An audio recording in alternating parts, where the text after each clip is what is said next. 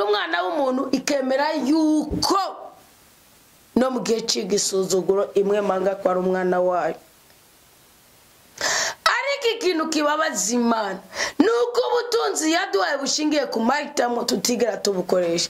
Mukora ibyo abandi bakoze, mwitwara uko abandi bitwaye, mwambara uko abandi bambaye. Iyo wambaye ubusa buriya si amafaranga yaba yarasoresheje impuzu. Iyo wambaye ubusa buriya buri kuvuga ngo ngwiki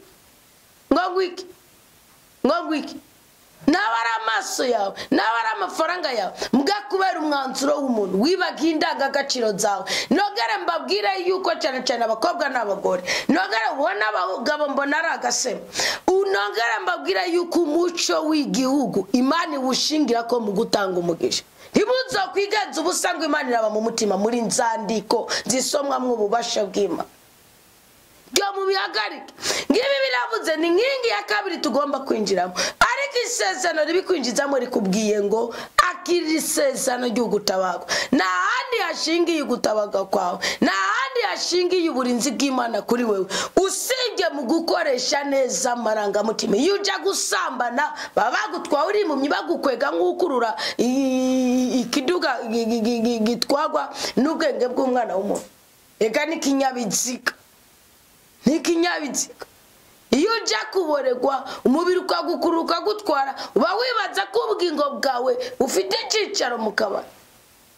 Buri kintu kimwe cyose mbwiye udakoresheje neza amahitamo yawe uyora ubusa, uronka intumo.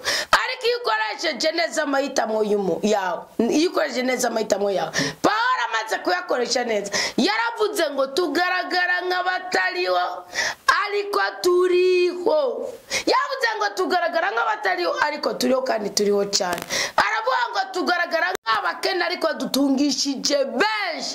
Kubera iki yaramaze gufata umwanzuro, yarazi ko mu gihe cy'ukuba wakwiwe hari icyo Imana igomba gushikako.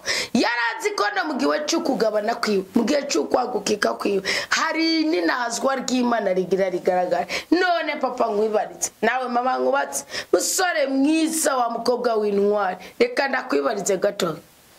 Niki mu buzima bwawe buri munoti yugenda, buri munsi yugenda.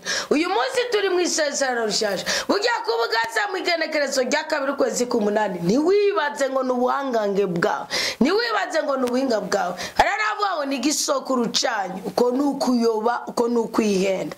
N'umugambi w'Imana ukikugoragoza. Kubera iki? Ubundi ngo shetani mubi ngo amashaka gushingura karimbi Kristo yashinze. Ngo ariko Imana yoyo ngo yabonye ko twahagaze ahantu haheranda, ngo ikabona ko twari naje izina ryayo, ngo igwanira ko shetani inanirwa, ifailing, itsindwa, kuko turabatsinze. Mugabo we nawe icyo utakaye mu mutima wawe nicyo kikuzanira ubutabazi n'uburinzi ku buzima wipfuza. Ngo Imana niyo kuvana mu ntango yaremye umuntu, ngo imuremera ububasha bw'ukwigira inama. Iye nama wo kwigira ko ari izo kwinjiza mu butabazi kandi bwuzuye canke buhuye n'ubudahangarwa. Ngo nubishaka urazigama amabwirizwa kugira ngo ukwemera biva kugushaka bihure n'ubugombe bw'Imana ubone gutabagwa mu makuba y'ubwoko bwose. Ngo ntukigere uvuga mu buzima bwawe ngo narahugiye kubera umukama, kuko umukama niyo kora icacu kukugerageza ngo aguhubishe mu nzira kugeneye guca. Ngo ntukavuga uti Imana niyo yanzimije, ngo kuko Imana nikeneye umuntu numwe w'umucumutsi.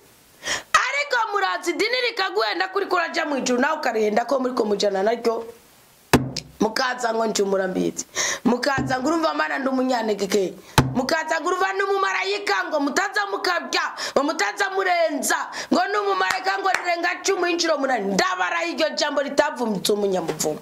Warivuze yaciwa mad, byavuze riu abibwira nde, abwira nde, byavuze abagenzi babayo babwira Yobu yarikageragezwa n'Imana, agati Yobu reka kwigira intunga, ngo nta rufunzo rushobora kumera ahantu hatagira amazi mabi. Ikimenyetso cy'uko batabuze ubugome kandi Yobu nabwo yari afite. Uraza uvuga kuri intungane Imana niyo intungane, uracyafite na byinshi byo kuyivugako. Imana iriceceka biratinza kudiya, umunsi umwe zo guca Imana uje kumuzanira ibimbaso harya. Imana ibimana umutima umutima wo guhaguruka ngo bagende bapfirireyo none nawe izo ntege nke